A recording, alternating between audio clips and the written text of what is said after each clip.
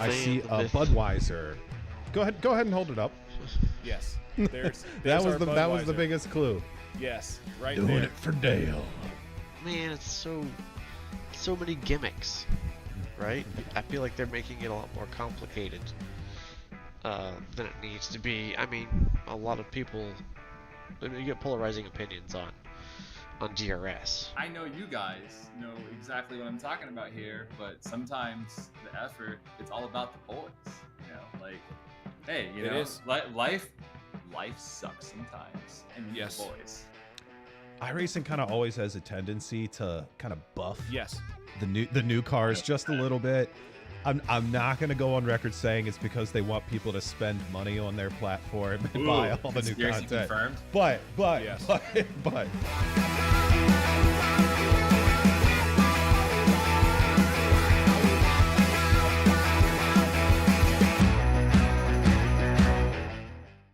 We are live for the first time on slow motion broadcasting with the FF Weekend Warriors. We're at Sebring this weekend.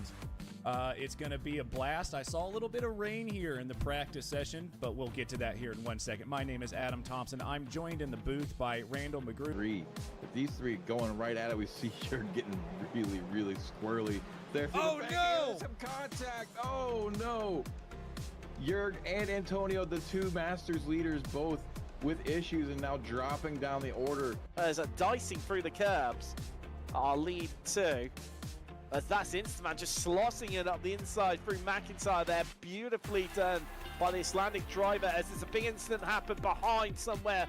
Gonzaga losing a lot of places back. Almost touching at that point. They're around there heading into the closing stages of the track. Not quite there yet. Heading through what I'm calling the horseshoe, but let's not get into my drawing skills at this point. Nothing but clear track ahead of them at this point, so no one should be able to interfere in that battle. Side by side, nearly had contact there. That's going to put Kabanka on the inside for this next hairpin. This could be what decides it, and he's gone right on the outside, actually trying to cover off the car. I do wonder if Barry is going to be close enough to potentially slipstream. They've got 2 corners left to go. This is penultimate one now. Barry right up close, 0.3 of a second. I'm not sure it's going to be close enough, 0.2 of a second. He's got to keep his foot on that loud pedal. Catches a little bit of a curve, but has Kabanka done it? Barry going to the inside, and Kabanka gets it.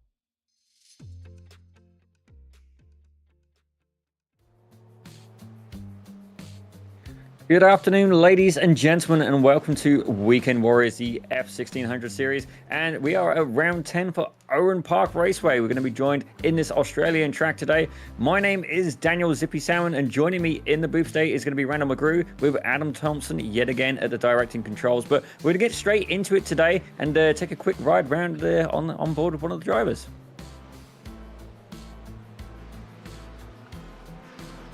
If we're going to get somebody on board here, we're going to take a lap around the now non-existent Oran Park. I believe it's a shopping center now, so it only lives on in the sim. You see that big nasty wall there at the exit of the final corner that you want to stay out of. Should be pretty easy in these cars. Going to stick to the right hand side of the track as you cross the start finish line to start your flying lap. We're going to have a very fast dogleg left. Going to keep your eye on that pit exit, make sure nobody's coming out in front of you. Then a heavy onto the brakes for a very tight left-hander, which will bring you under the Yokohama Bridge. Move to the left side of the track to open up that entry to turn 3 and into Shell Corner. We're going to have a quick little sweeper to the left and then back to the right for a much slower curve in Champion Curve. Then we're going to go up over the bridge, much like Suzuka. This track goes over on itself and does a figure of 8s. The quick right-hander there after you get off the bridge. Another sweeping right-hander that's going to lead you into another left-hander. You really want to use all the curbing here as much as you can to maximize your on-throttle time. You're going to have a quick right-hander followed by a blind left-hander that's really hard to get right, especially if you're sitting in the cockpit of that car. You're going to get onto the brakes and try to get a nice late apex here on the last corner. A bit of opposite lock. Keep it out of that wall, and that'll give you a flying lap around Oran Park. Well, it is definitely a very beautiful circuit there, Randall. Don't get me wrong. Aesthetically, it's not the most scenic of tracks, but I've got to say the elevation change is absolutely beautiful. And don't get me wrong, certainly at my local racetrack, we have to worry about things like groundhogs. This being an Australian track, I do wonder if we'll see a kangaroo crossing across the start finish line. But let's take a quick look at the track temperature. It's going to be 78 degrees Fahrenheit, altitude of about 379 feet. So yeah, not really that high, and the track length is 1.62 miles, ladies and gentlemen. The weather's looking partly cloudy today with a soft breeze of about 8 miles an hour. This track is ideal for cars this pace. And as you said, it's in Australia. Maybe see a kangaroo, or maybe have an outbreak of what we saw in a previous league on slow motion broadcasting, an attack by the invisible wombats.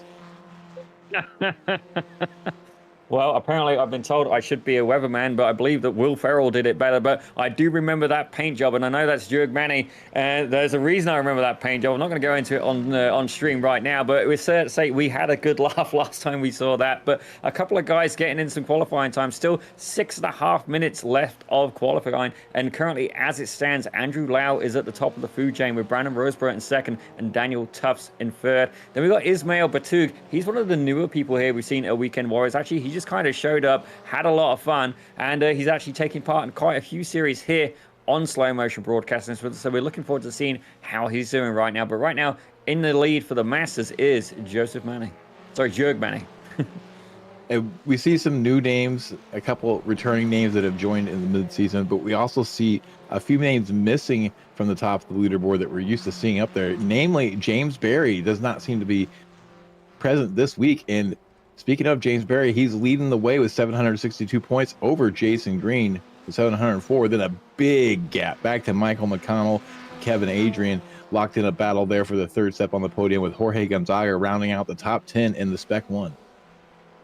Well, as we say that as well, let's take a look at the S2 Championship standings. In the first place right now is Canadian driver David Foy, with Bill Walker in second and Dana Bowles in third. Actually, quite a big gap there by Foy, but it gets a little bit tighter as you head down from second down to about fifth place. As you see there, Peter True and Joshua Wilkie. I'm pretty sure we watched a really good battle with them last week as well. And then as we have a look at the Masters, Antonio Reese, he's there in the lead with quite a demanding lead at that, I must say, with 708 points. Jurg Manny right behind him for Team Old Farts with 496. And then things get close again with Jim Brewster in third, Brad Carfart in fourth, and Gary Wobold in fifth. Hey guys, real quick about the points here. Hi, Adam Thompson here. They didn't put a very good lock on the door this week, so I broke in pretty quick. Randall, I guess this would be a question for you. Why is Jurg so far back now off of Antonio? Because Jurg seems to be the guy that's been battling Antonio in these cars all year, and I seem to remember Jurg winning a few more races here. Yes, he's been pretty competitive most of the time. The problem is he's been involved in a lot of incidents. He's kind of had a snake bit season where he's had all of the pace but none of the luck. So we've seen him involved in a few incidents.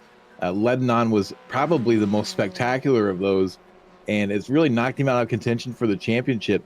He's going to keep plugging on. I'm not sure how they're calculating drops, or if drops are calculated in, so the race might actually be closer than it appears on the point sheet right now.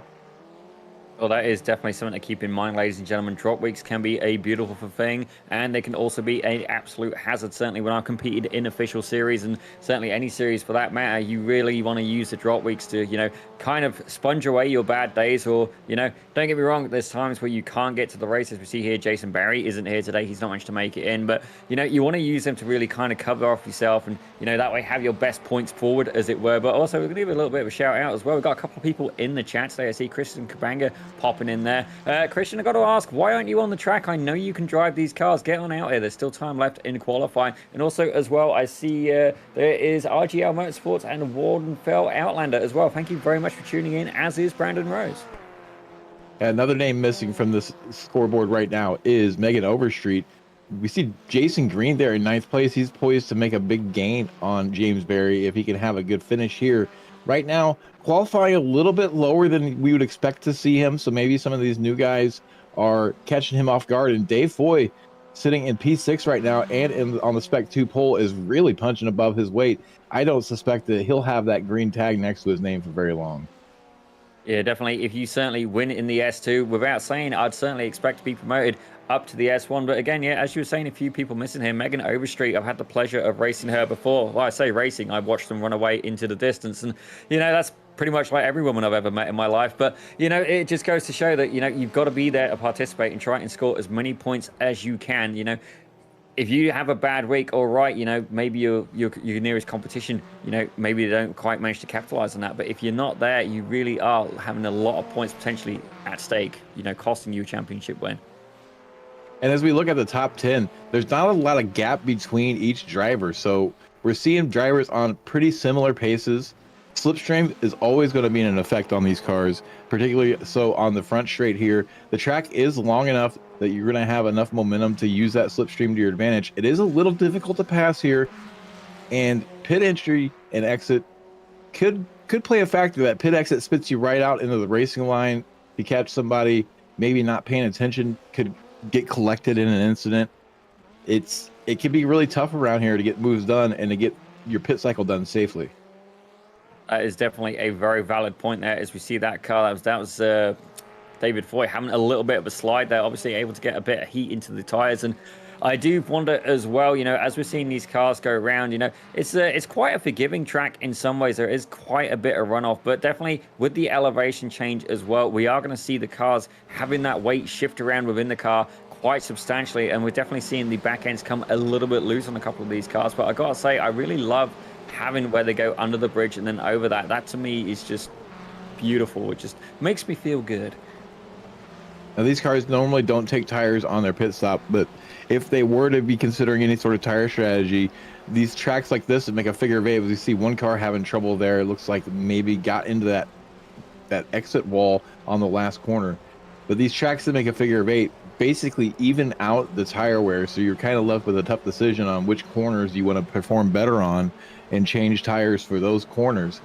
But not really a factor in today's race unless we see somebody go for some wild strategy that we haven't seen.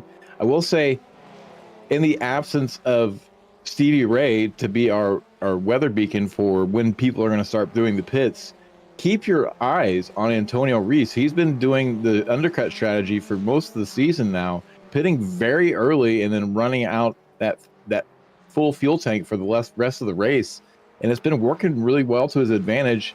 I think last week was probably the only time that it didn't work for him. I was actually, as soon as you started mentioning the strategy for the race, my thoughts went to exactly the same gentleman, Antonio Reese, as you were saying, taking the undercut maneuver, and something that's never really worked for me. But don't get wrong, it's easier to do an undercut if you're 5'10" and they're 6'5", ladies and gentlemen. But that just about brings qualifying up to an end. I think the guys are able to finish their lap. So currently it looks like we're looking at Jason Green in the 160 car. The green machine itself, it looks like it says Shish on the side of it. If I put it into Shish, I could probably eat it. I could definitely go for a kebab right now. But it looks like he's there coming across his line. Is he going to be able to improve and move up from 6th place? We're going to find out in just a second. I don't think he was able to make a move. No improvement, 0.06 of a second slower than his best lap, but he did move up from 9th to 6th, so in a better spot and closer to where we expect to see Jason Green starting this race. So he's going to have a little bit of work cut out for him to get up there onto the podium, but still a much better starting spot than 9th. Oh, definitely. As we see there, we have photographers on staff today and the marshals, but let's take a quick look at our upcoming broadcast. I mean, we're there.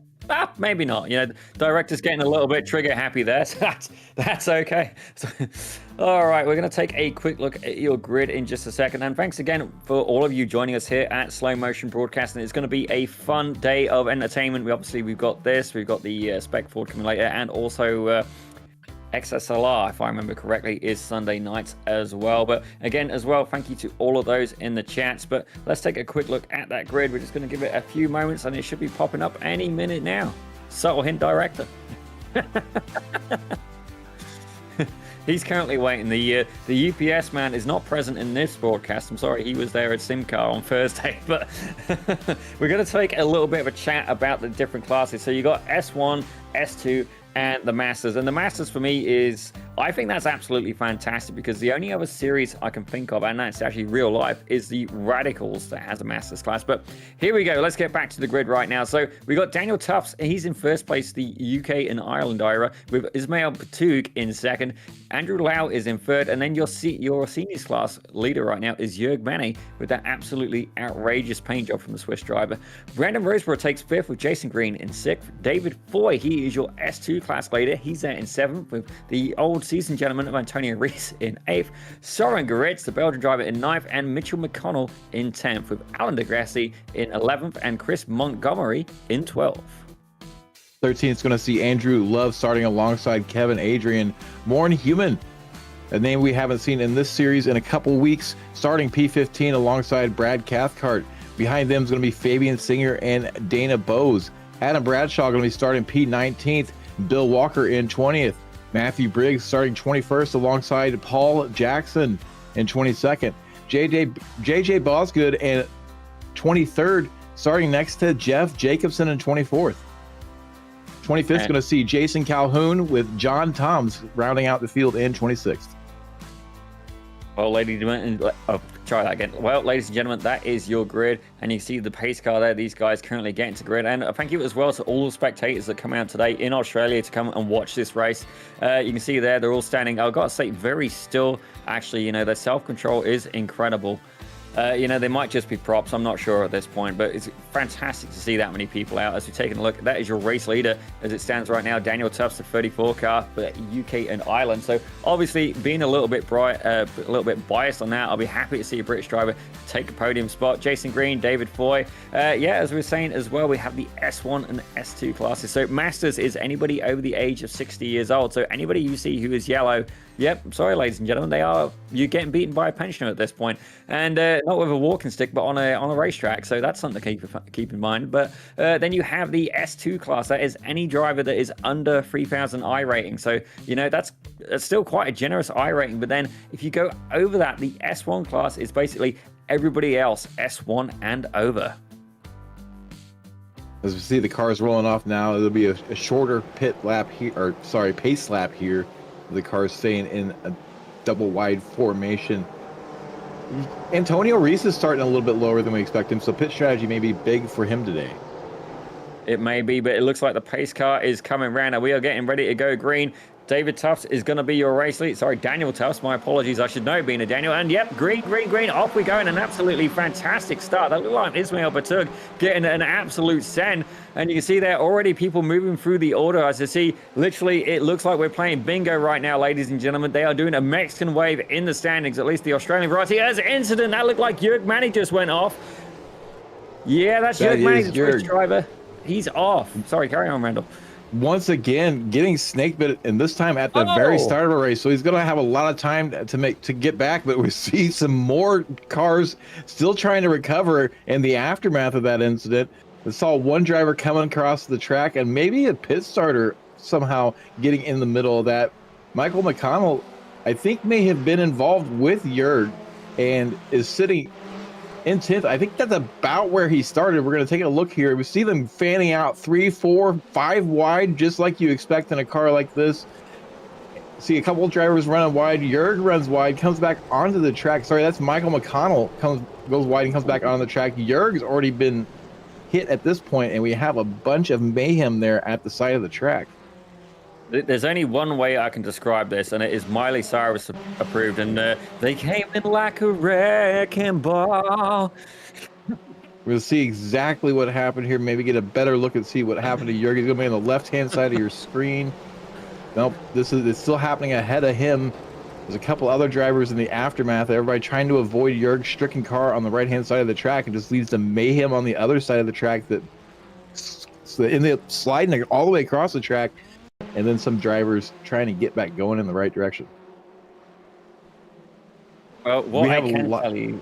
Oh, sorry. What I can tell you is there was 6 cars involved in that incident. You had Jörg Manny, Alan deGrassi, Adam Bradshaw, JJ Bosgood, Dana Browse, and Bill J. Walker. All 6 of those cars having a bit of a murder on the dance floor there. But here we go. Let's watch it again. We're on board with Jörg Manny, the 925 Swiss driver. You can see there, he's the one with the big smiley face and the lipstick. Not him, the car that is. Jason Green gave him a little bit of a nudge, and that was it. That was Jörg Manny out. But you see we had an over-rotation in the background there, and then the guy's nowhere to go, just absolutely getting snaked up on him. So here is Daniel Tufts. He's your race leader right now, and I do believe we are back to live, ladies and gentlemen. Back to live. Top 3 holding station throughout these opening laps. Dave Foy really made good on that incident, up to 5th place. He was up to 4th, just gave up that position to Ismail Batug.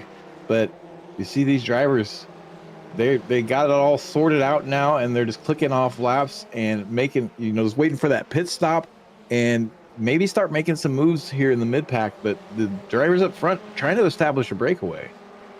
Oh, absolutely. They want to try and clear as much distance between them and the cars behind as possible. As you see, Fabian Singer with one of the best paint jobs on the grid. Not that we're biased here at Slow Motion Broadcasting, affectionately known as SMB. As we look at Fabian Singer, he's currently up 3 spots. But actually, the current hard charger right now is the 202 car of Morn Human. He's currently up 6 spots, ladies and gentlemen. Morn is never afraid to go for a move that we've seen in the few times we've seen him on this broadcast. We saw him in a couple of heated races and coming out with some really good moves. So keep an eye on the number 202. Maybe get to see some more of those moves as the race develops here and up to P9. Well, definitely, you got to try and wait. You'll make your way through the field, as we see there. The top 3, actually even, actually the whole top 15 all very close together. Then it spreads out a little bit from that point forward. David Foy, he's just set the fastest lap of the race with a 1:11.009. So absolutely, for lack of better words, he is hauling and doing a great job so far, up in 5th. Saw a little bit of smoke there, maybe some wheel-on-wheel contact. Somebody looking to make a move. Jason Green, we saw him involved with Jörg Manny there in turn 1. I'm wondering if maybe he picked up a little bit of damage on that incident and he's currently struggling to keep up with the top 6. We see the gap appearing ahead of him. He's going to be losing the slipstream very soon and falling into the clutches of Søren Gerrits if he doesn't get a move on. Yeah, the Belgian driver is going to be keen to make a move on the 160 car of Jason Green. But all you can do at this point, do you want to try and catch the pack ahead, or do you want to defend from the guy behind you? Now, Jason Green, he's a quick driver, don't get me wrong, but I find he accumulates the most points purely by being consistent, ladies and gentlemen. As you see here, they're going around that final corner. That's the Recaro corner. Recaro, again, that's another company that as well that just both them and BBS just declared bankruptcy in Germany, I believe, and some of the finest automotive seats been made. But we see there, Søren Gerrits is up on the inside, and it's fair to say he's got that move done. It's clean as they head down into the Coca-Cola corner. Jason Green's car looking pretty stable there in the left-handers, maybe down a little bit on top speed. We'll have to keep an eye on him through the right-handers. Maybe he's finding that he's struggling at the right-handers. He did take possibly some damage to that right front and get an onboard shot. Not really seeing anything jump out at me as being wrong. Maybe he knocked the toe in on that right front a little bit, but as you saw there, as he got to the throttle, a little bit of oversteer on corner exit on the right-handers. You see him opening his hands up pretty early. He seems to be managing it well, but it's definitely had an impact on his speed.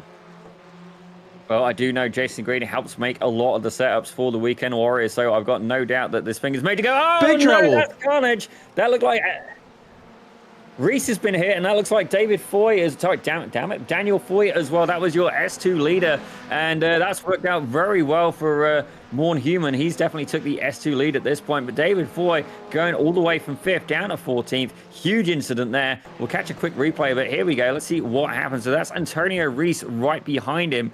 He's closing up fast as he can, and that's an over rotation from Foy. Reese has got caught up, and these guys have been rubbing shoulders and hard into the wall.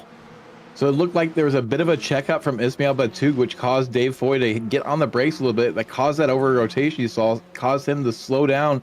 Antonio Reese not able to react in time, didn't really have anywhere to go.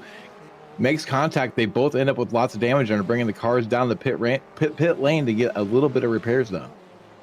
Well, this is going to be very interesting in the Seniors Championship right now, because that puts Brad Cathcart up into the Masters lead with Jörg Manny right behind him. Actually, Jörg did get caught in that incident earlier, currently down 8 places, but Brad Cathcart just ahead of him, so he's certainly going to have to work hard to keep Manny behind him. It's the 905 versus the 925, and again, that very charismatic paint job of the 925 definitely able to influence some drivers. That incident did work out for Jörg Manny.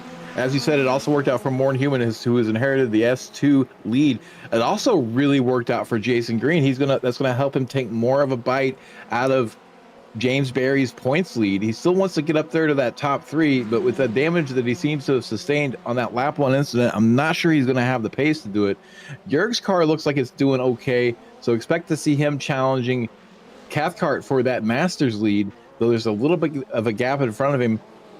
You know that Jörg's going to be aggressive here, so as soon as he catches Brad, he's going to be going for that move. It's definitely something to keep in mind. And also as well, if your car has took damage, you may just be trying to limp it until you can get into that pit window, which I don't think we're quite there yet. There's still a little bit of time to go. But we just had another off track by Antonio Reese. Let's take a quick look and see what happened. You can see he's coming around there. And again, I was mentioning a little bit the weight transfer, and he's just run a little bit too wide. And he's caught it a little bit of a spin there, but thankfully able to keep that car, the 914, up off the wall. We see new leader for the race, Brandon Roseborough. Maybe we can find how that overtake happened. And he's got a bit of a gap. He's opened up the gap to a second, so you got to wonder if there was some argy-bargy going on. As you see Brandon Rosberg here in the replay, he is behind Andrew Lau. And jumping around here, we see Andrew Lau looked like he was really out of the throttle. Not sure what happened there. Maybe he's picked up damage, or possibly, I think what happened here with Andrew Lau is he picked up a slowdown probably on that blind left-hander right before the final corner. Oh, I've just seen Daniel Tuff's not Andrew Lau. I think I've just seen a big incident kick off as well. My event screen is going crazy. I'm curious to see what's happened to Brad Cathcart, Morn Human. Something's going on. Let's have a quick look. Okay, so that's Brad Cathcart, the Australian driver in the 905. It's fair to say he's at his home track. He's took the scenic route there.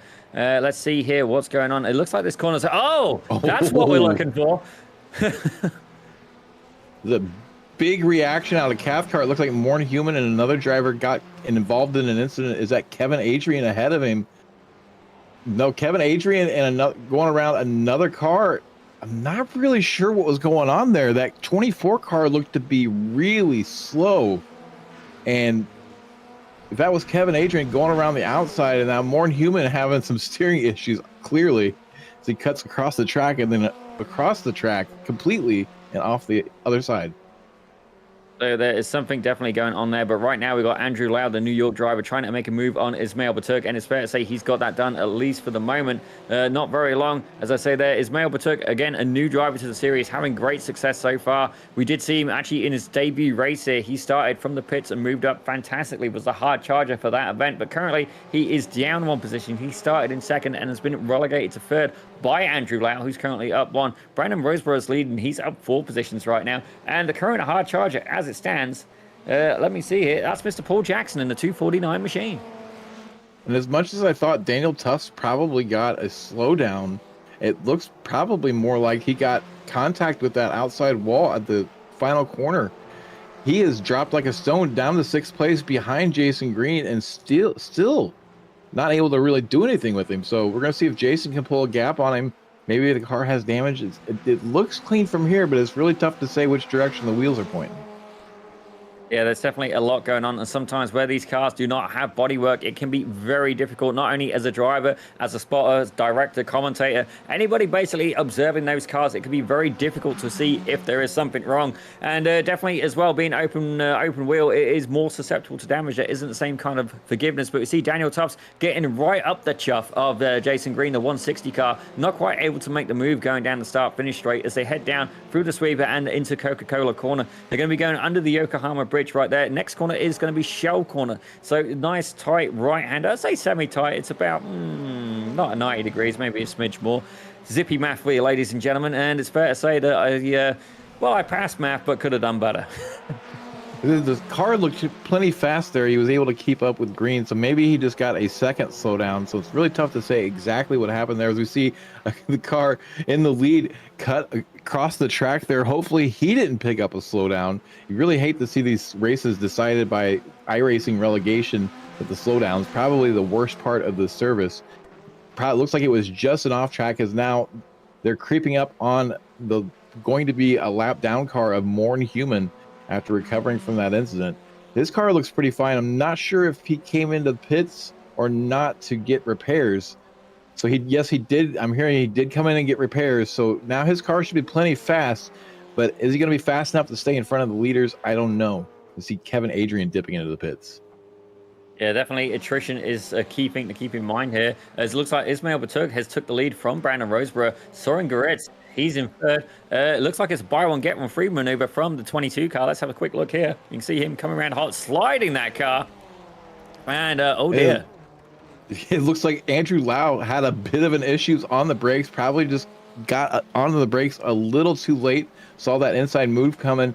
Roseborough wisely going to the outside there to try to avoid getting collected in that incident. He almost just stayed in the path of it. Lucky to avoid damage there, so he lost the lead temporarily, and now he's gotten it. Now he's fighting to get it back. So this is the pass. Yeah. Yep, here's the pass where you can see where Brandon Roseborough got that lead back from Ismail Batug, the 55, taking the 22. I got to say, Andrew Lau's incident, a perfect demonstration of weight transfer. You see there, he was carrying so much, put the anchors on, and it's fair to say that right front wheel, it was not capable of holding all of that weight there. As you see, Jeff Jacobson now, he was one of the people who got caught up in one of the earlier incidents, chasing down Fabian Singer in the 810 car, the Austrian driver with the best paint job in the grid. Not that we're biased here at SMB, but he's definitely having to work hard. Actually, Fabian Singer up 6 spots. Jeff Jacobson, he's up 12 spots, and actually, he's currently your hard charger, just a 1/10 of a second behind Fabian Singer in the 810 machine. Doesn't seem to be interested to make the move this time. Making that move through turns 1 and 2 takes a bit of nerve, so I can understand why he might be hesitant to do it and try to get a better run next lap where he can be alongside coming into turn 1. We take a look here at Chris Montgomery, up 3 positions from where he started, benefiting from some of these incidents ahead of him in that Spec 2 lead. Now that Morn Human was taken out, in 9th overall, we jump up to see Jörg Manny's recovered back up to 8th place, so his recovery run is going really well right now. He's definitely having a really good recovery run, and he has not used his fast repair either, so he still has that in the kitty if he needs it. We did see him take a little bit of a scenic route earlier, but right now he is trying to chase down the 62 machine of McConnell. Actually, my apologies, that is a 905 machine. Who's driving Brad that now? Cathcart. That's Brad Cathcart, who's a lap down, who was involved in one of those mini incidents earlier. As you see Jörg Manny dispatching with him in turn 1 quite easily. And now I'm going to be tracking down a similar liveried car in Michael McConnell. My director give me a reminder to look at the information that's on screen. It's fair to say that I'm having a little bit of a short circuit or Wally moment, and it's too much input, it's fair to say. Definitely, often it's too much output. People try to apply a little bit of masking tape, duct tape, whatever is at hand. Food always works as well. But we see as well, Michelle Lynn joining the chat. Thank you very much. And it's actually his first weekend here for Jeff Jacobson in the Formula V race. So that's good. Up 12 positions today. Good observation from Michelle Lynn. Getting his first win in the Formula Vs, that's always a good feeling right now. Still sticking it to Fabian Singer, though they have Alan DeGassis, who was a lap down, got out of their way, and now the fight is back on. We're going to see if Jacobson can get it done, probably on the front straight this time. He looks like to be a little bit closer, except through that section of track seems to be a little bit slower, but a little bit of gap won't kill you. It may even improve your momentum, get a few more seconds in that slipstream before you stick the nose out. Definitely one thing I've learned the hard way, sometimes being too close to your opponent can actually be detrimental. As certainly I'm thinking of Laguna Seca, the fast left-hander, before you head up the hill heading towards the corkscrew. It is very, very hard to get a judge of your braking markers, and actually looking around, it doesn't look like there is too many braking markers on the track. You're really difficult to find some reference points, and actually seeing the trees at some of the corners there reminds me of my local track. But it's fair to say he is working hard, trying to get up on the inside of Fabian Singer. It is the 810 machine versus the 40. As you see there, he hooked it up on the inside, trying to make a space, but not quite able to get it done. Singer with a bit of a bobble coming into that corner, had to put in some opposite lock to catch the car, and then tried to move back towards the apex. Jeff Jacobson had his shoe in the door there, and they make a little bit of wheel-on-wheel contact. Looks like no harm, no foul. Jacobson right now looking faster in the slow sections of the track, but Sector 3 seems to belong to Singer. We see Ismail Batug now making a move for the lead on Brandon Roseberg in turn 1, gets it done, is going to have the inside line for turn 2, closes it off, and is completely by him, and new leader Ismail Batug.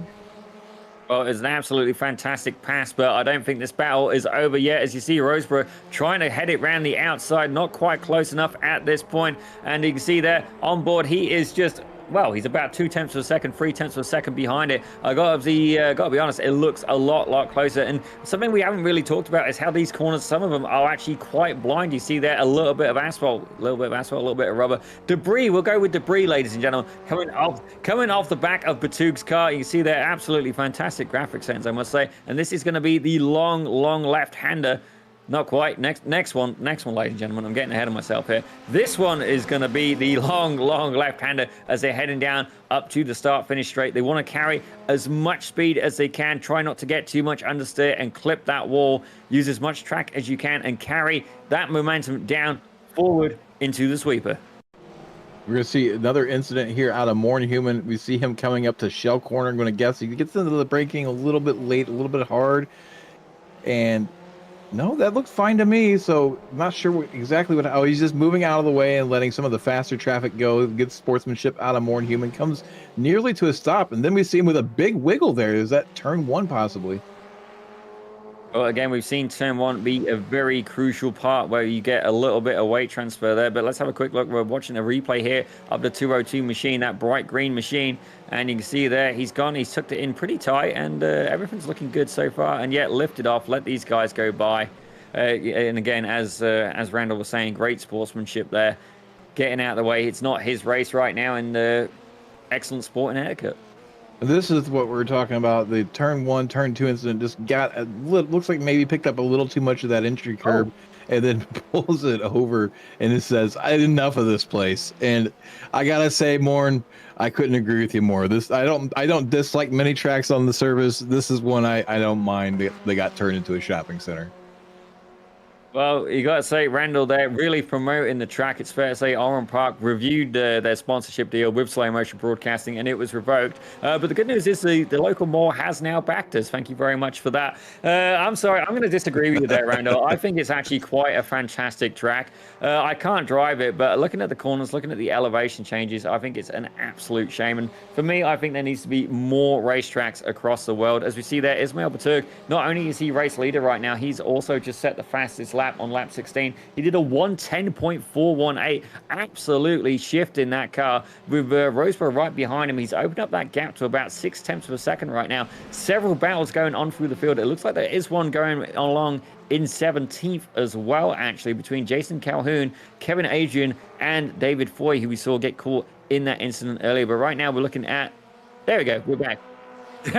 Me and the director are going to play ping pong. We're going to focus on this freeway battle for a minute. We've got quite the mix in there. Kevin Adrian is currently who we've got eyes on. Kevin Adrian now glued to the rear bumper of Jason Calhoun, and they do have David Foy lurking behind them. So Foy and Adrian both involved in the same incident that finds them mired back in the midfield and towards the back like this. Kevin Adrian making that inside move, going to make it stick. David Foy being opportunistic, saw an opportunity there. Didn't quite get it done, but it was trying to come through behind Kevin Adrian and just couldn't quite get it done. So maybe he's going to start feeling a little hungry. You see, Jeff Jacobson is like a dog chasing a car. He's caught it. Now he doesn't know what to do with it. Except this time, Singer's going to dive into the pits, give him the spot. So he needs to have a really fast lap here, few laps here to open up that gap with Singer in the pits. And then he'll come in from service as well. Well, you got to wonder, is the undercut going to pay off? We've seen a couple of people pit in so far. I think Fabian Singer, I'm going to say, is the first one to do it intentionally. We'll put it like that. Definitely a few people having, for lack of better words, a whoops moment. But that opens up Jeff Jacobson. Now, is he going to be faster having that clean air in front of him? Or is Fabian Singer punching a beautiful F1600 shaped hole in the air for him to be able to get some of them quicker laps? So we saw that Jeff Jacobson was much quicker in the slow section, so he's definitely going to benefit from the clean air in that part of the track. It was really sector 3 where he was losing the battle with Singer. So if he has some clean air, he might have a little bit better of sight view through some of these corners and get better lap times. But the undercut will be pretty powerful here, considering how the pit road configuration is. And when they come back onto the racetrack, they'll be going much slower than cars on track.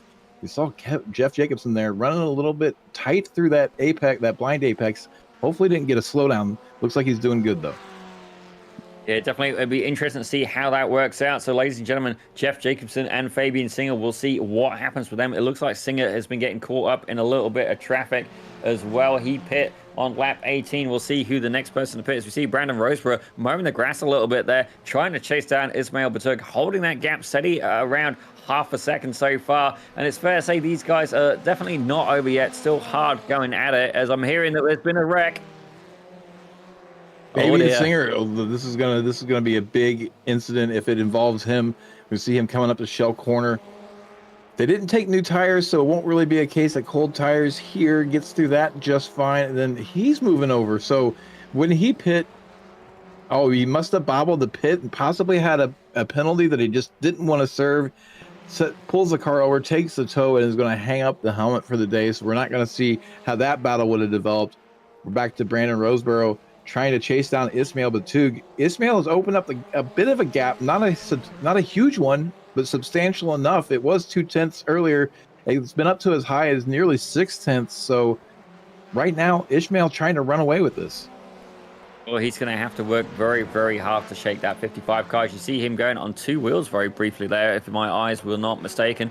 But it's fair to say, you know, these things can happen, and he's definitely pushing that car, using as much of the track as he can, as they're in the later part of the corners right now. As I try and work out, that was the O'Brien aluminum dogleg.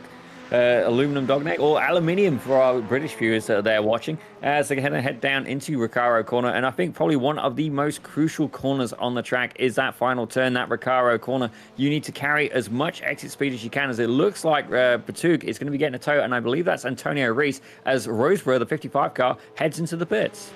So we'll definitely see now if the undercut is going to play out or not, as Ishmael is going to be out there for another lap as Roseborough takes the pits. We'll see if he comes in reaction. And I hear an insistent pounding on the door. What is it, Adam? Yes, Randall, I do have a quick question for you here. Thank you for finally letting me in. But when it comes to these drivers, you see a lot of them right here, right where we're watching Daniel Tufts right now, getting out of the way. Where are they collecting these slowdowns? If they are slowdowns, where is that happening around this track? Because you see a lot of drivers getting off into the grass and not seeming to affect them. I don't honestly think that it's slowdowns. I think what we've seen mostly is blue flag cars using that alternate club layout pit lane to get out of the way of some of the faster drivers. Or in the case of Fabian Singer, realizing that if he's got a big penalty from speeding on pit lane, that it's not going to do anything for him. Just going to quit, just moved over there. It's a clean part of the track where nobody's going to be at. Well, there is another possibility, ladies and gentlemen. Some of these people may indeed be married, you know, girlfriend, partners, kids, and it's fair to say it's some people will know their wife as Swimbo, she who must be obeyed, and I definitely do not have that privilege, but some of them do, and it's fair to say, you know, we appreciate that some of these drivers have the opportunity to race with us, as we see a little bit of a whoops there from Jason Calhoun. Yeah, it's all the stricken car of Jason Calhoun. Looks like he's probably going to get the braking wrong for turns 1 and 2. Brings it through the fast sweeper. Maybe just a little dab of brake through there, but then he's going to get heavy on to the brakes and just too much of it. And we see him spin out, pointing the wrong way. Eventually, will he get going again? He's going to reverse it into the right direction with a nice little 3-point turn and get going again once he's got a clear view of who's coming right there in front of Jason Green. Jason's eyes are probably pretty big. That looked like a clean rejoin. Yeah, definitely. You got to make sure you rejoin the track in a safe and courteous manner, as we're on board with Daniel Tufts. He had that little bit of an incident earlier, yet that's not stopping him right now. He's currently in second place. He's doing very well so far. Down 1 overall, but he still has his fast repair in the bank. As we look at Jurg Manny, he's your Masters leaders right now. Again, another car involved in an incident earlier, not used his fast repair, and currently has a huge gap to his biggest rival, Antonio Reese, who's back in 17th place. So we saw him in that lap 1 incident. He's now made his way around Michael McConnell. We're still waiting for most of these drivers to come into the pits. The only ones we've seen so far were Fabian Singer and Jason Calhoun. Fabian now has retired the car, and we saw the incident on a Jason. Andrew Love, now your Spec 2 leader, as we see Jason Calhoun into the pit lane. Definitely not. Andrew Love hasn't hired the Spec 2. Like, you got to think, you just got to finish the race and you have a good shot at the Spec 2 win, the way this round's been going. As we see there, that other car diving out the way. I think that may have been Paul Jackson who dived out the way there in the 249 car. Information at the bottom right of your screen. Shocker for me, ladies and gentlemen, when I finally realized that one. But he's having a good day so far. Up 5 positions, but able to keep the car clean. And definitely, as we have a look as well, he's got 2 positions in hand over Bill Walker as well. So neither of those guys use their fast repairs. Actually, speaking of fast repairs, your highest placed car that has used the fast repair right now is the number 10 car of Kevin Adrian. Just a little bit of background information there. We see Jeff Jacobson coming out of the pit lane. He's going to be coming out in the traffic, so might want to keep an eye on this, him coming out of the pit lane. Could get spicy, but he's actually going to rejoin in a pretty clear spot, so he got lucky there. But we see some of these drivers are going to be coming out into traffic, could really get dodgy pretty quick, especially if they come out in front of the leaders.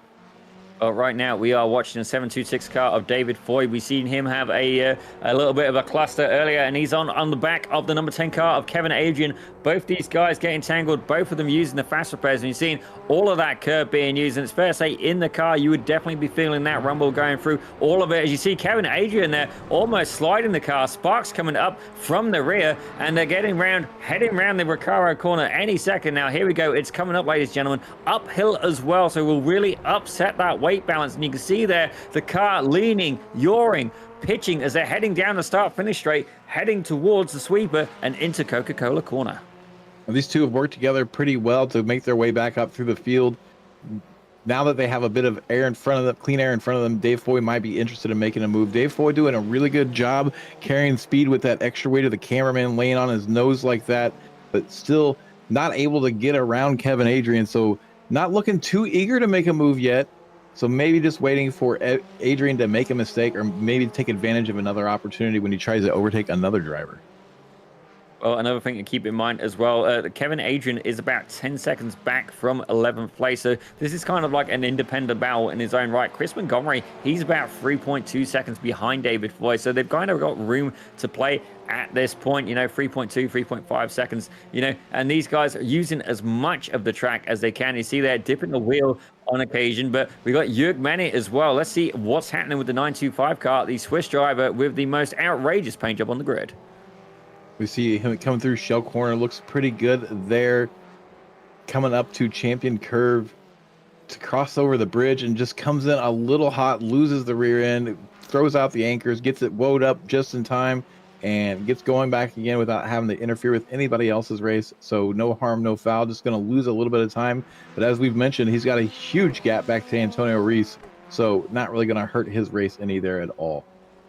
Definitely, it's always good if you have an incident. Don't get me wrong, I mean that part sucks, but then if you can recover from that, as you see there, Jason Green heading into the pits, the United States driver in the 160 machine, that Sisu machine there coming in. It looks like Jason's got maybe a link for his YouTube channel as well. I know he just streamed the races, so by all means check that out, just not when you're watching us. Thank you very much for joining us, ladies and gentlemen. But I've got to say, definitely a few cars losing the back end here. If we get a few more, we could indeed open a cosmetic surgery clinic, but thankfully these guys all doing okay so far.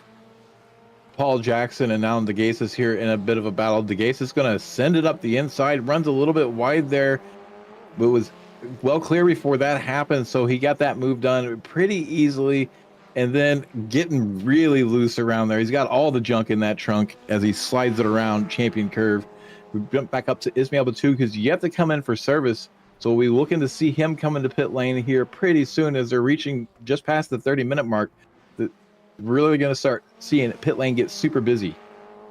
Well, I'm actually surprised to see we haven't seen more people pit, but Brandon Roseborough was one of the first guys to pit, at least scheduled ones, that has not had an incident on the return, as we see there as well. He's having a clean race in some clean air, and that's something that can definitely, don't take it for granted. Having that clean moment can be very, very beneficial. As we're having a look at the 905 car right now, and I've got a feeling we're going to see a over rotation as it goes down past the Marshall stand, that tight right-handers, and you can almost see the weight moving around the car. And again, these skinny tires, there is only so much grip that can be offered, and having a little bit of an over rotation there in one of the later parts of the track. And that incident started in this quick right-hander that we're watching Ismail Batu go through now.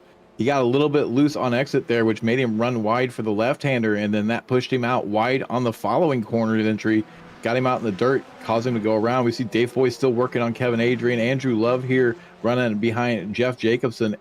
Jacobson trying to open up this gap now, trying to close down the gap to Antonio Reese. We have seen a couple of leaders come into the pit lane. I want to say Brandon Roseborough was stopped for 12.6 seconds. We've seen Andrew Lau and Daniel Tufts come in. And now the overall leader is going to come into the pits. We'll see how long he's stationary. Søren Gerrits is going to inherit the lead. No, he's going to dive into the pits as well. So the race is going to be on for the overall lead.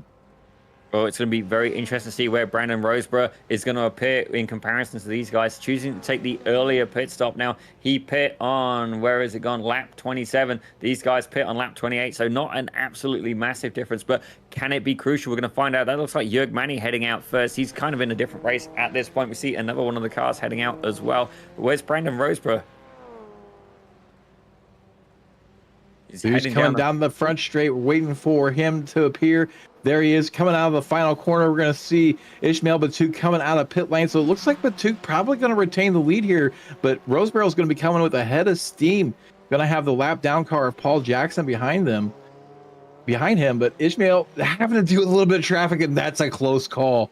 That's a very close call. That could have been disaster for Ishmael as he gets around Alan DeGasis, but Ishmael retaining this lead and opened up quite a gap, 3.8 seconds right now. Looking at the pit lane time, he was stopped for 2.2 seconds longer than Brandon Roseborough. So you have to wonder, maybe Roseborough dealing with some traffic after his pit stop. Well, traffic is definitely something to keep in mind, as we got a crash that's occurred between David Foy and Kevin Adrian. Let's take a quick look there. They're going down to start, finish straight, and I do wonder, is there going to be an incident under braking? David Foy absolutely closing down, and oh look, he's had a bit of an over rotation. Nowhere to go, and Kevin Adrian gets collected. The junk in the trunk, as it was described earlier, more booty than Beyonce, just not quite able to keep it in the outfit, and they go off in the early turn. Looks like Kevin Adrian is having some Jörg Manny level luck. Gets collected in another incident. He did nothing wrong here, just an innocent bystander. David Foy's breakdancing maneuver, looking like the Australian breakdancing team taking out the competition. But Kevin Adrian comes off the better of the pair, gets rolling pretty quickly again. Well, I got a quick look at Andrew Lau. He's just set the fastest lap just now on lap 28. He's managed to do an absolutely stonking 110.2. Quite a colourful paint job as well. And it's fair to say, you know what, his race being pretty steady so far. He started third. He's currently in third, but he does have David Tufts right behind him. That is the yellow and black 34 machine. Just 5 tenths of a second behind him. So definitely under some pressure now. Soren Gerets, he's currently back in fifth, 3 seconds behind. So not quite in that battle, but the more that these guys fight in the closing stages of the race, the more issues they could have. As you see, Brandon Roseborough leading that freeway pack in second place. Andrew Lau able to jump over Tufts on the pit stop, and he had the shortest pit stop time of all drivers on track with an 11.32 stationary time. So that was a second, 1.3 seconds faster than the car ahead of him, and nearly more than 3 seconds faster than Daniel Tufts. So that let him get that position, and now he's going to be battling for that second step on the podium while Ishmael is running away with this. Well, it's definitely. We got Antonio Reese. He's moved back in front of Jörg Manny. Don't ask us how he's done it, but the magician himself is hard at it. Jörg Manny. We'll take a quick look at the data as well. So if we have a look at the box, Antonio was in the box for 16.1 seconds. Jörg Manny, however, he was in for 51.6. So okay, something didn't go quite right there for Jörg Manny. Definitely a delayed pit stop. Maybe didn't hit the fast repair. Maybe accidentally had tires checked. But it's fair to say, crucial mistake there from the 925 machine. That's going to look like a speeding on pit lane penalty, most likely for Jörg Manny, going to ruin his chances. So Spec 2 and Masters is going to be coming down to who can survive, really. We've seen both of the drivers that have led the Masters division be involved in incidents. Now we see possibly a pit lane penalty. Antonio Reese inheriting the lead back. We have another Spec 2 leader, Chris Montgomery, who is we've not talked about him all race, and suddenly he's leading Spec 2. Well, sometimes if you're not the attention of the director, that could be a potentially good thing. We know he does have that magic wand and fires them turtle shells and banana peels when he feels the urge. Sorry about that. No shameless puns there. No strings held back. And then not only that, you got Tim Cox shooting shots in the chat as well. Thank you very much for joining us today, Tim. But we see Chris Montgomery in the 313 machine. He's currently in S2, leading that. Andrew Love, his nearest competition, quite a good way back. It's fair to say, estimating that gap is probably at least 10 seconds. So it's fair to say all he's got to do, especially for the last 3 minutes, is just bring it on home. Absolutely. And this we've seen all day today. that's a real challenge in Spec 2, it seems to be. So he does have a bit of a safety bubble around him. So unless it's his own mistake, we see Brandon Roseborough running really wide in front of Andrew Lau. Andrew Lau definitely licking his chops now, seeing that mistake, hoping that he's got some dirty tires and going to take advantage of him here down the front straight. Got a good run off that final corner. Going to have enough gap ahead of him to get some momentum built up. We see Roseborough moving to the inside, going to take it to that defensive line. Here comes Andrew Lau, though. He's going to have to make a decision soon. There he goes on the inside of turn 1. Is he going to be able to get it there in time? No, he doesn't. And he's going to be under heavy pressure from Daniel Tufts behind. Well, right now, Daniel Tufts is looking at the buffet. He's got the plate, and you have the steak of Andrew Lau and the potatoes of Brandon Roseborough. And it's fair to say this guy is getting hungry. He wants that second position and working very, very hard in that yellow and black F1600, trying to do what he can. He's applying pressure to Andrew Lau. And you know what? The more pressure he applies, the better news it is for the 55 car of Brandon Roseborough. You know, every little move that he makes, you know, it's just trying to give him a very slight gap. Trying to almost, you wonder if he's trying to back him up a little bit and give Tufts the opportunity to fight Lau a little bit closer as we go on board with Andrew Love. Andrew Love now sitting stationary behind Jeff Jacobson. He's been able to keep up with Jeff Jacobson, but not been able to close the gap to challenge him back for that position. So Jacobson doing a good job of keeping the pace, leading this trio of cars, the third of which is a lap down, so not really involved in this race, more just coming along for the ride. We see Bill Walker involved with Matthew Briggs, another driver we haven't really mentioned in this race, doing pretty good. Matthew Briggs up 7 spots from where he started. So by having a quiet race, he's had a good race. We see him run a little bit wide there in shell. Lau, I'm hearing, has gone off track now. So they are really pushing these cars up front to try to fight for the second place, which is the real fight of the race. Ishmael Batug is checked out. We see him off track there. We saw Roseborough there off track at that same spot, so not really slowing him down too much, but he's not very close, not going to have an opportunity this lap. Well, one thing these guys are going to have to keep in mind as well is that they are only allowed so many incident points, and if you got an incident earlier, well, that's an easy 4 incident points, so really got to watch the off tracks. It would be a shame to see that this race get decided by the incident point. See Ismail Batug taking a lot of the track there, but it's currently white flag, ladies and gentlemen. White flag as Ismail Batug is getting ready to start his final lap. Unless I'm much mistaken, we'll keep a good eye. Is it a white flag or is it a checkered? I'm trying to see. My binoculars are currently not functional. No flag, no. Possibly. So looks like they're going to get an extra lap out of this. So didn't see the white flag in the flagman's hands as he dispatches of the lap down car of Dana Bowes pretty easily, and going to continue on. Brandon Roseborough still fighting off Andrew Lau and Daniel Tufts in that heated 3-way battle for second. We'll see how this shakes out. Looks like he's opened up a bit of a gap over Lau, and now Tufts looking to the inside, showing the nose, but not quite there enough to get a move done. But definitely going to be making Andrew Lau feel the pressure. So Lau's got to get up and go and try to attack Roseborough, or he's going to fall in the clutches of Tufts once again. Oh, you got to wonder as well if there's going to be a certain part of the track where they are going to very deliberately make that pass. You know, don't get me wrong, you could make a pass on the infield section of the track, but then find you lose it very quickly going down that start-finish straight. So definitely some long-term tactics to keep in mind as we're on board there with Jeff Jacobson. Currently your hard charger up and absolutely stonking 14 positions. As here we see Ismail Batug. This is going to be for the checkered flag, ladies and gentlemen. Your race winner up 1 position from the start, and a newcomer here to the Weekend Warriors. He cleans up. Oh no, Lau's gone round. Something happened to the 23 car, and Daniel Tufts claims that third podium spot. We'll try and get a quick replay for you in just a second. Brandon Roseborough got second. Let's see what happened there as we got Andrew Love as well. He's applying pressure to Jeff Jacobson, who's not going to want to hand over that number 10 spot. Right now, it looks he's not really close enough to make a move. Probably going to try to send it through the last couple corners. That is exactly what as I was saying, he did it, and he ran a little bit wide. Seems to have kept the momentum up pretty well, though. So he's in an attack position coming into the last corner. Unless Jacobson makes a mistake, I don't think he's quite close enough. Jacobson looks pretty clean through the last corner.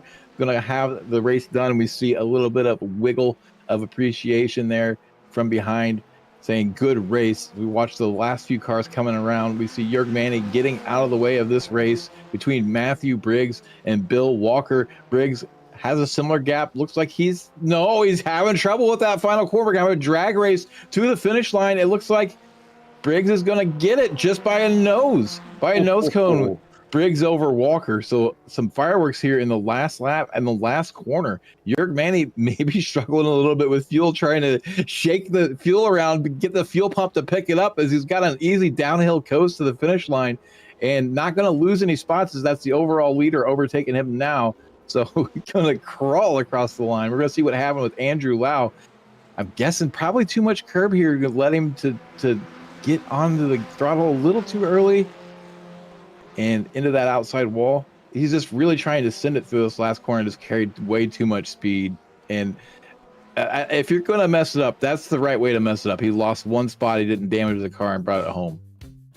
Definitely could have been a lot worse, but here is your race results, ladies and gentlemen. In first place, we had Ismail Batug, the privateer. He did a great job in that number 22 machine with Brandon Roseborough in second. Daniel Tufts in first place on the final corner from Andrew Lau, who came fourth. Simon Goretz, the Belgian driver, there in fifth with Jason Green in sixth. Michael McConnell in seventh, and Chris Montgomery, that is your S2 leader, ladies and gentlemen, in eighth. With Antonio Reese taking the Masters in ninth, and Jeff Jacobson there in 10th. Andrew Love, who we saw lead Spec 2 for a while, is going to come home in 11th. Kevin Adrian, we saw him involved in a few incidents. At least one of those as an innocent bystander, comes home 12th. Matthew Briggs wins that drag race over Bill Walker to come home in 13th with Bill in 14th. Jörg Manny was on quite a good recovery run. We suspect that he got a pit lane speeding penalty, barely finishes on the lead lap, coasting it home to 15th. Dana Bowes, 16th. Brad Cathcart, 17th. Paul Jackson in 18th. The 19th is going to see the entry of Jason Calhoun. And 20th will be Alan DeGasis. And as we have a look at 21st, that was David Foy. Definitely not quite what he wanted to have ending the race there. Adam Bradshaw in 22nd, with Fabian Singer with that mysterious early retirement. He was there in 23rd. Morn Human started the race well, and it's fair to say it didn't end the same way as it started. He was 24th with JJ Bosgood in 25th, and John Toms in 26th. I don't believe he actually took to the grid.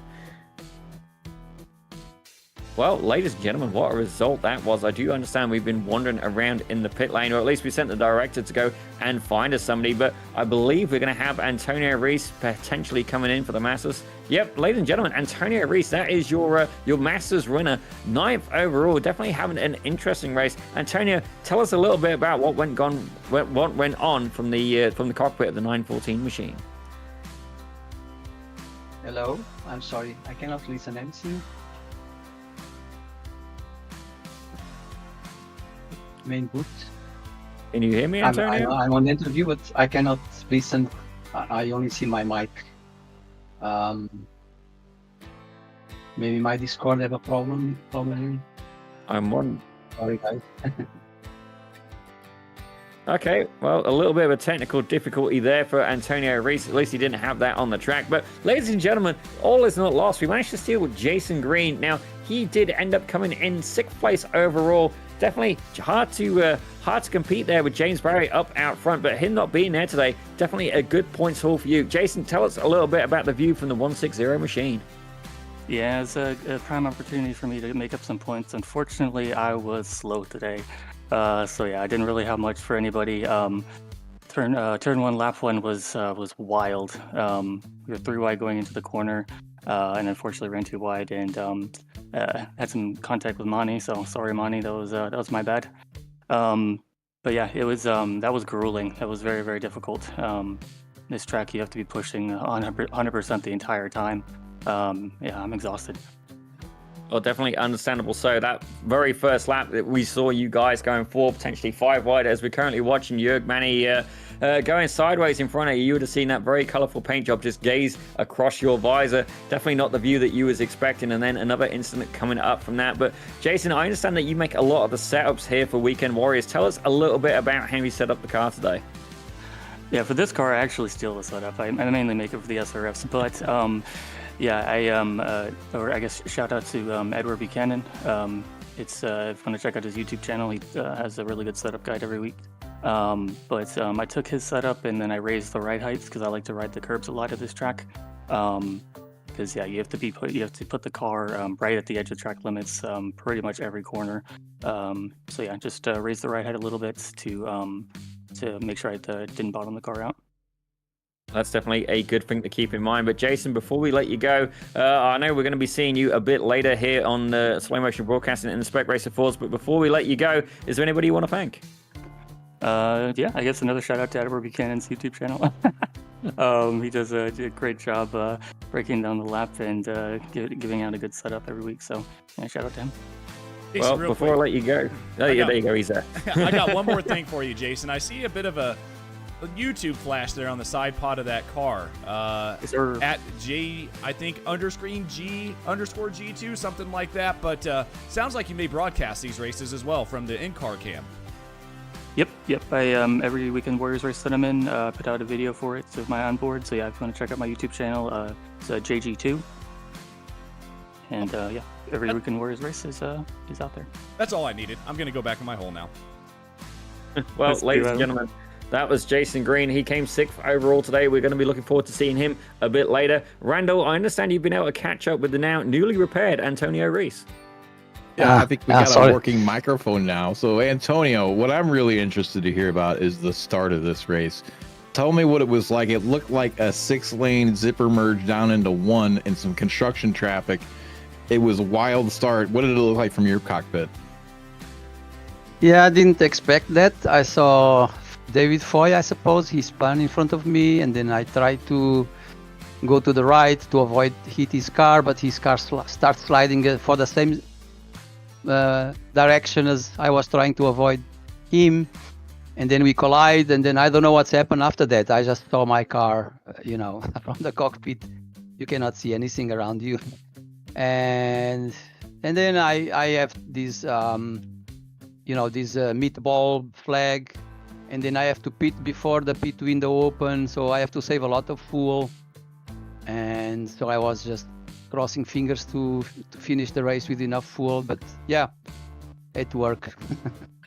How surprised were you to see that you were suddenly in the lead after the pit cycle with Jörg Manny possibly picking up a pit road speeding penalty? Oh no, I knew because he told me. We are together on the Discord, so he told me. And so it was not a surprise for me. It was very unfortunate for him. I feel sorry for Manny having bad luck for the race. Well, that allowed you to open up even more of a commanding lead in the points. But before we let you go celebrate your win and your bigger lead, is there anybody you'd like to thank or shout out? Yeah, for you guys, broadcasting is always good. I know for the next season is not going to be you broadcasting, I suppose, as according what I see from Steve Ray. But anyway, I hope to see you again in any other place. And for Steve Ray, the organizer, and for the guys that help him organizing everything, and for the drivers on the track, they are a great community of drivers. And for the viewers, for the YouTube viewers, they are also a great community. That's my shout out, guys. And before we let you go, it sounds like there's another knocking at the door. Adam, what is it, buddy? Yeah, I'm sorry. Antonio, real quick, and to anybody else listening on this broadcast, I may be, as the SMB owner, stepping down, but don't you guys worry. Antonio, I think you guys will be back here on Slow Motion Broadcasting next season, because there's a commentator in here right now by the name of Daniel Salmon that's going to be taking it over from me, so don't worry. Weekend Warriors are not going anywhere on the Slow Motion Broadcasting YouTube. Oh, nice. Very good news. Oh, wow. Yeah, we are on. Absolutely, Antonio. Well, congratulations on your win, and we will talk to you hopefully in the SRS. Thank you. Yeah, all good for you guys. Take care. Have a good weekend, rest of the weekend. You as well. Thank you. Bye-bye. And that was your Masters Division winner. And you heard it here first. SMB will live on under the iron-fisted reign of Daniel Zippy Salmon. Daniel, I'm going to hand it off to you, buddy. Well, I don't know about iron-fisted, don't get me wrong, I work on cars for a living, but I'm definitely a little bit of a princess at times. If I need man strength, it's on short supply. But ladies and gentlemen, we've been here at Oran Park today for the Weekend Warriors. My name's been Daniel Zippy Salmon. Joining me in the commentary booth has been Randall McGrew, and obviously locked away once again has been Adam Thompson at the controls. But let's take a quick look at the schedule, what's coming up next, ladies and gentlemen. So Spec Racer Ford around the Nuremberg ring. That is definitely going to be a colourful race to watch. I'm not quite sure how that's going to pan out, but you can find out here at 3:45 Eastern. Then later on tonight, you've got the Asphalt Street Stocks at Watkins Glen. So if you want to see a car not really designed for road, going around one of the best road courses in North America, you can check that out tonight. Thursday, we go to SimCar for August 22nd, 9 o'clock Eastern for GT3s at Belle Isle. And then, of course, we'll be back here again with the Weekend Warriors next Sunday at 1:45 Eastern with the Formula Fords. But, ladies and gentlemen, it's been an absolute pleasure. I'm going to see you very, very shortly in about roughly an hour from now. So don't go away. And if you do, grab yourself a cup of tea, bite to eat, and then we'll see you straight away for the Weekend Warriors Spec Racer Ford.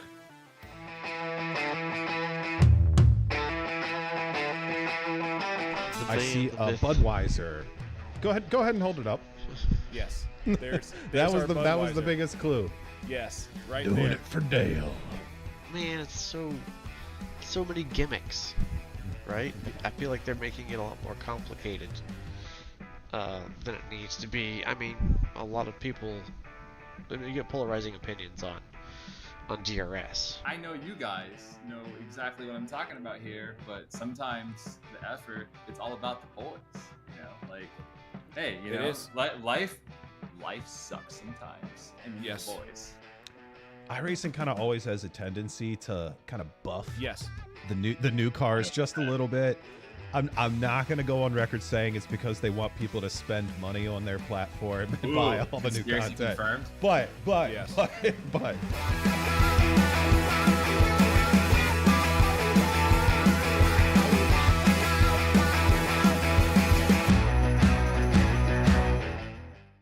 We are live for the first time on slow motion broadcasting with the FF Weekend Warriors. We're at Sebring this weekend. It's going to be a blast. I saw a little bit of rain here in the practice session, but we'll get to that here in 1 second. My name is Adam Thompson. I'm joined in the booth by Randall McGrew. With these three going right at it, we see you're getting really, really squirrely. There's Oh, no! some contact. Oh no! Jurg and Antonio, the two Masters leaders, both with issues and now dropping down the order. There's a dicing through the curbs. Our lead two. As that's Instaman just slossing it up the inside through McIntyre there. Beautifully done by the Icelandic driver as there's a big incident happened behind somewhere.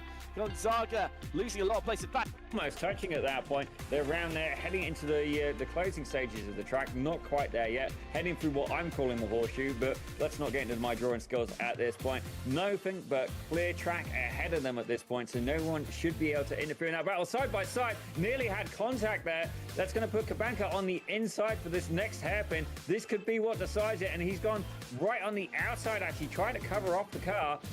I do wonder if Barry is going to be close enough to potentially slipstream. They've got 2 corners left to go. This is penultimate one now. Barry right up close, 0.3 of a second. I'm not sure it's going to be close enough, 0.2 of a second. He's got to keep his foot on that loud pedal. Catches a little bit of a curve, but has Kabanka done it? Barry going to the inside, and Kabanka gets it.